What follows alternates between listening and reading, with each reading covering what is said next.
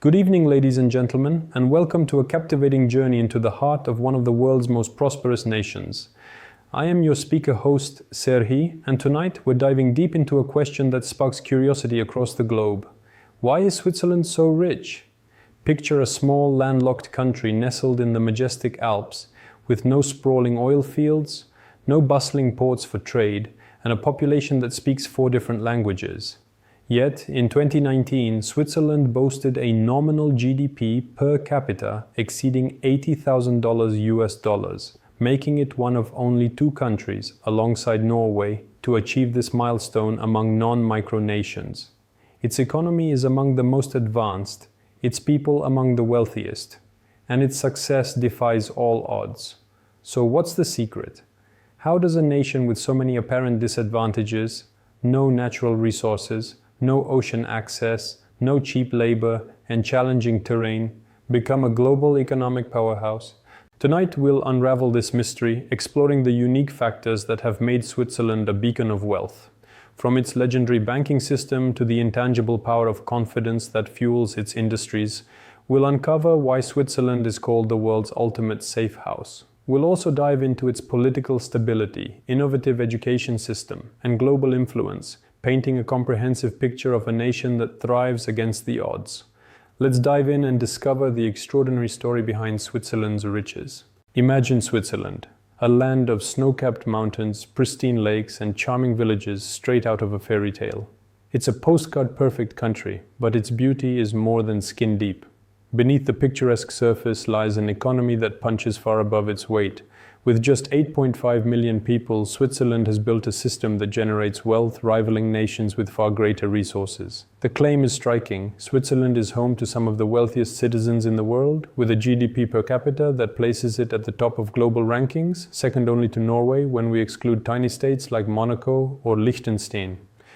According to the International Monetary Fund's World Economic Outlook, Switzerland's economic output per person in 2019 was over $80,000 US, a figure that reflects not just productivity but a standard of living that's the envy of the world. Unlike countries blessed with oil, gas, or vast farmlands, Switzerland has no such natural bounty. Its terrain, dominated by rugged Alps, makes building infrastructure costly and complex. It lacks direct access to the sea, limiting its ability to serve as a trade hub. Its labor market isn't cheap, with high wages reflecting a high cost of living, and its population, speaking German, French, Italian, and Romansh, could have been a recipe for division. Yet, Switzerland thrives. The question is, how? The answer lies in a unique blend of history, policy, and an intangible quality that sets Switzerland apart: confidence. Let's begin with the most famous piece of Switzerland's economic puzzle: its banking system. When you think of Swiss wealth, images of secretive banks and vaults hidden deep in the Alps likely come to mind. This reputation isn't just hype. It's rooted in centuries of history and has played a pivotal role in Switzerland's prosperity. Swiss banks have a near-mythical status, often portrayed in popular culture as the go-to place for the world's elite to stash their fortunes. Movies like The Wolf of Wall Street and The Girl with the Dragon Tattoo depict Swiss banks as the ultimate destination for safeguarding wealth, sometimes gained through questionable means. There's an element of truth here, but the reality is far more nuanced. The story begins in 1713, when the Great Council of Geneva passed laws banning banks from disclosing information about the financial dealings of Europe's upper classes. This was a revolutionary move at a time when Europe was a hotbed of political and religious turmoil. Kings, queens, lords, and ladies needed a safe place to store their gold, and Switzerland, with its neutral stance and non-Protestant banks, was the perfect choice. Unlike the Catholic royals who dominated Europe's elite, Swiss banks offered a haven free from the conflicts tearing the continent apart. This banking secrecy became a cornerstone of Switzerland's economy. While other European powers chased glory through empire and conquest, Switzerland chose a different path: neutrality and industry. Without access to an ocean, it couldn't compete as a naval or colonial power. But this limitation turned out to be a strength. By staying out of wars and focusing on financial services, Switzerland created a stable environment where wealth could flourish. Over the centuries, this neutrality and secrecy became as much a part of Switzerland's identity as its mountains. It's almost like a constitutional principle, akin to the right to bear arms in the United States. Just as the US Second Amendment protects citizens from a potentially oppressive government, Switzerland's banking laws protect financial privacy from prying eyes, whether they belong to tax authorities or fraud investigators. Whether you agree with this philosophy or not, it's been a defining feature of Switzerland's economic success, shaping its role as a global financial hub. Today, Switzerland's banking system remains a powerhouse.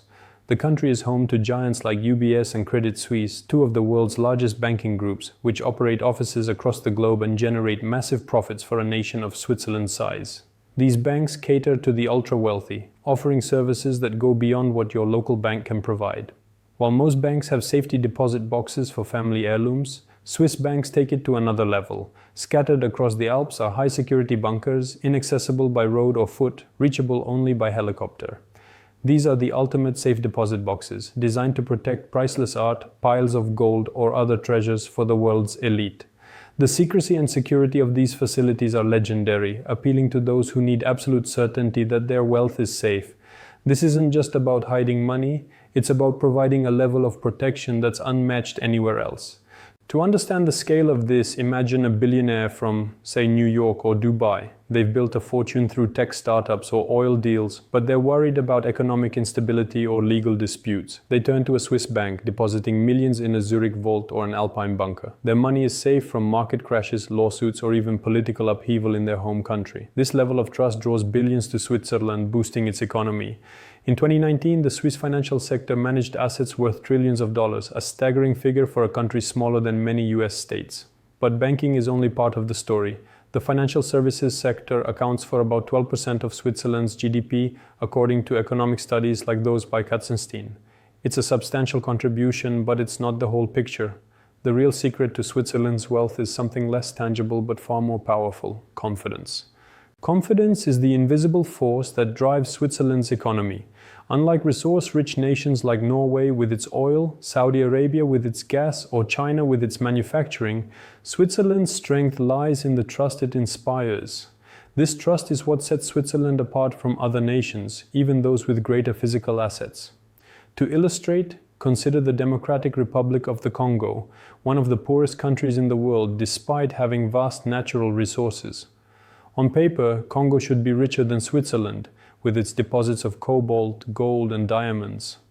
But political instability, corruption, and violence make it a risky place to invest, so its resources remain untapped.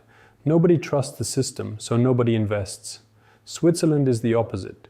It may lack oil or minerals, but its centuries of stable governance and neutrality make it a magnet for investment. People see Switzerland as the world's ultimate safe house, a place where money, businesses, and assets are secure.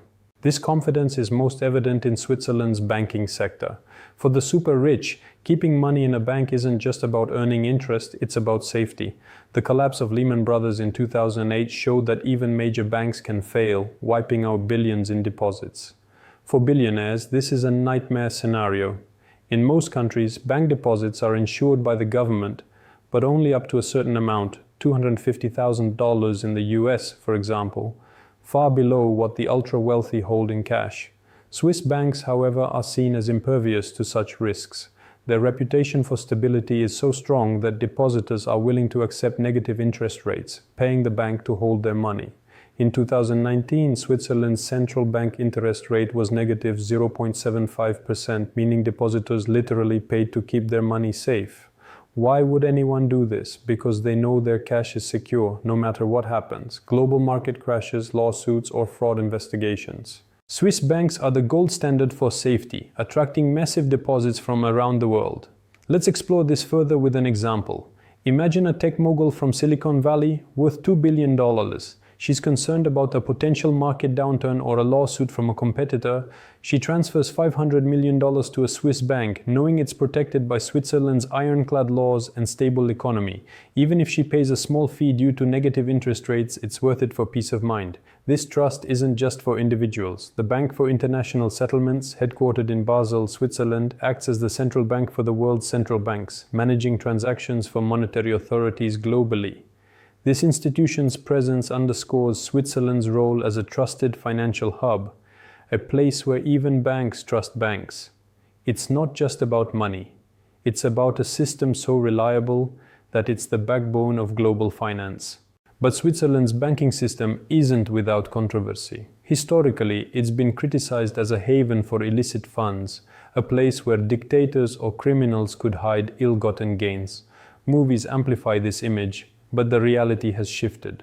Since the 1990s, Swiss banks have implemented strict background checks to limit such activities, pushing less scrupulous clients to newer tax havens like the Cayman Islands, which offer similar privacy but less scrutiny.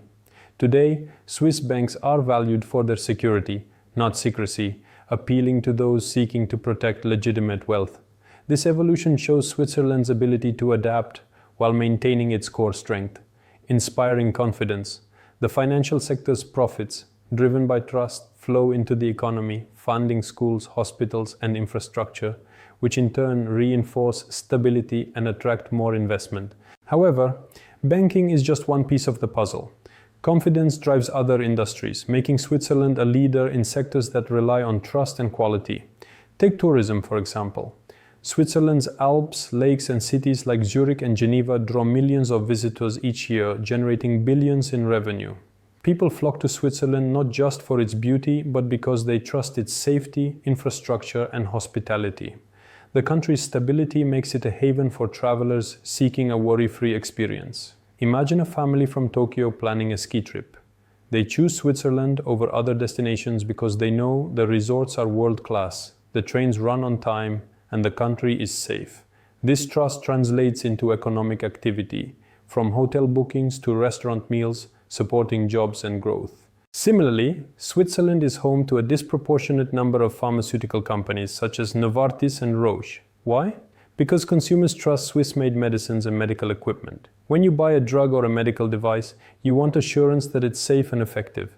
Switzerland's reputation for precision and reliability gives its pharmaceutical industry a competitive edge, making it a global leader in a high-value sector. For example, consider a hospital in London purchasing MRI machines. They opt for Swiss-made equipment because of the country's track record for quality. This trust drives billions in exports, boosting Switzerland's economy.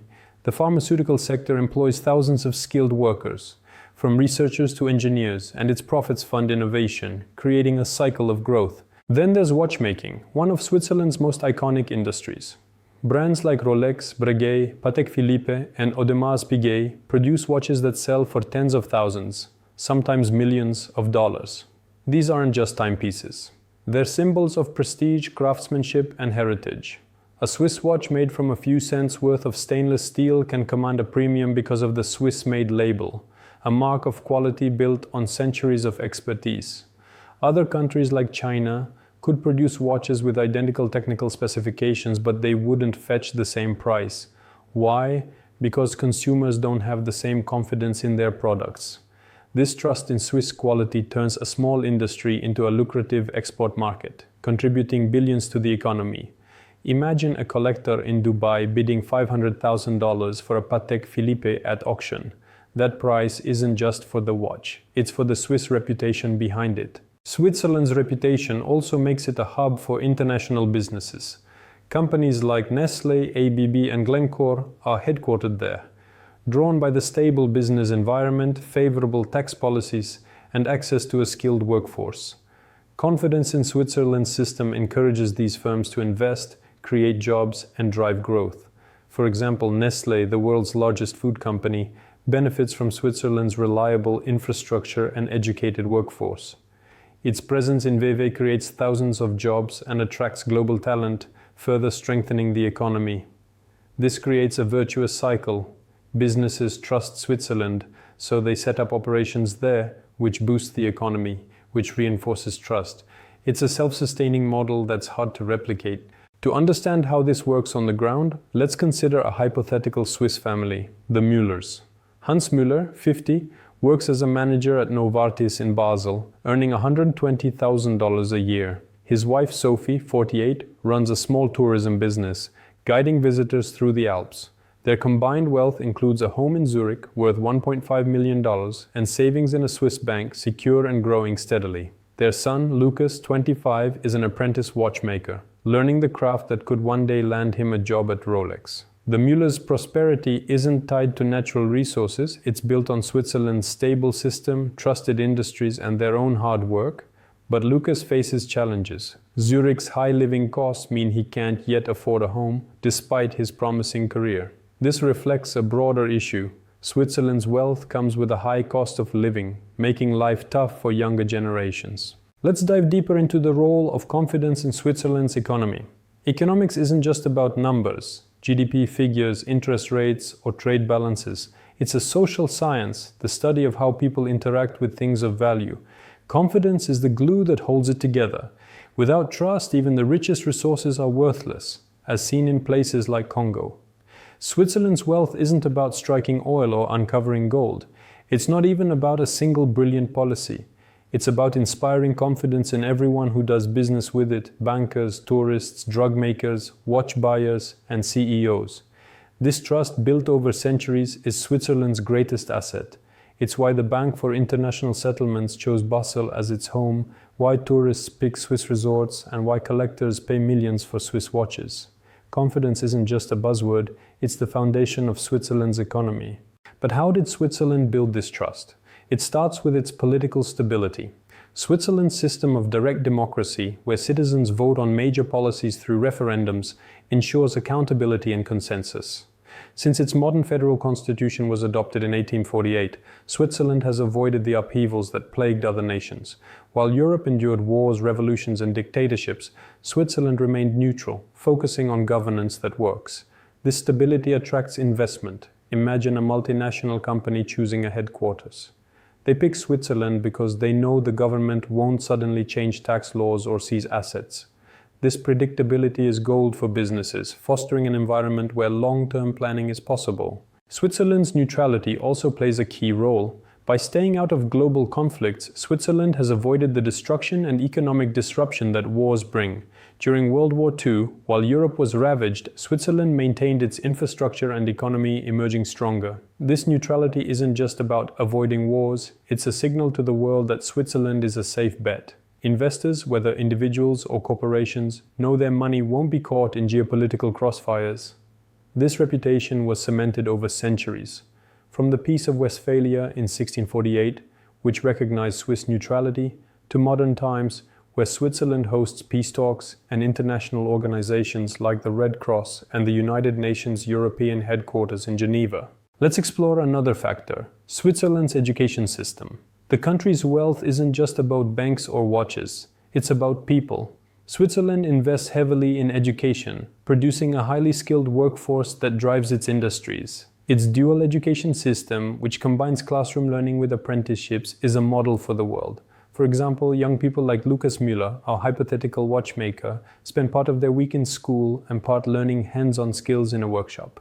This produces workers who are both theoretically knowledgeable and practically adept, perfect for precision industries like watchmaking or pharmaceuticals. Universities like ETH Zurich, where Albert Einstein studied, rank among the world's best, fostering innovation. In 2019, Switzerland spent about 5.7% of its GDP on education, according to Eurostat, higher than many peers. This investment pays off. A skilled workforce attracts companies like Google, which has a major research hub in Zurich, boosting the economy further.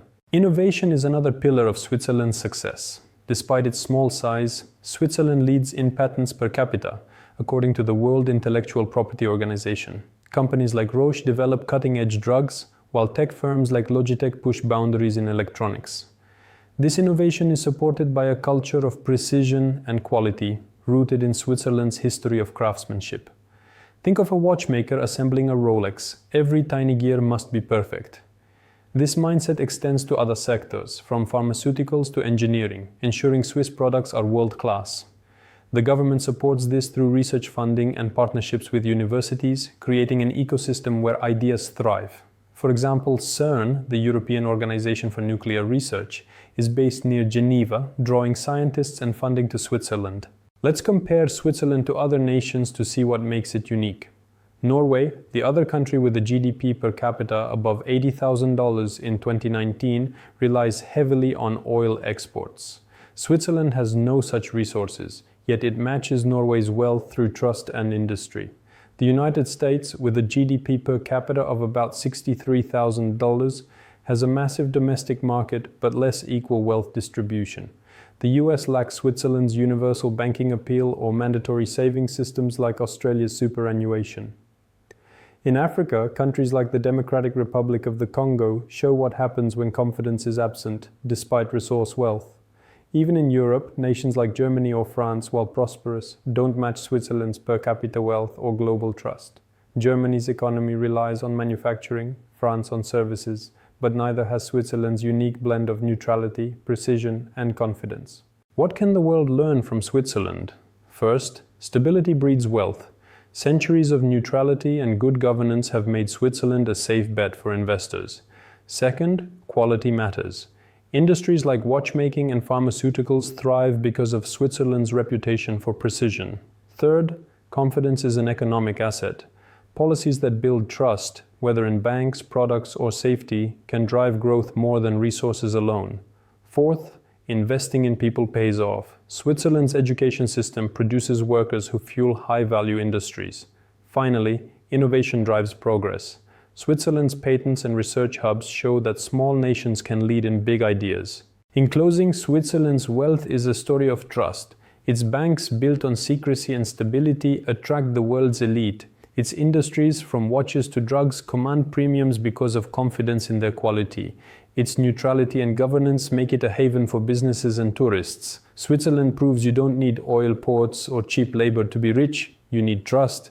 Thank you for joining me on this exploration of why Switzerland is so rich. It's a story of confidence, precision, and stability, and a reminder that wealth is about belief in a system. Let's keep watching Switzerland, learning from its success, and asking, can it remain the world's safe house?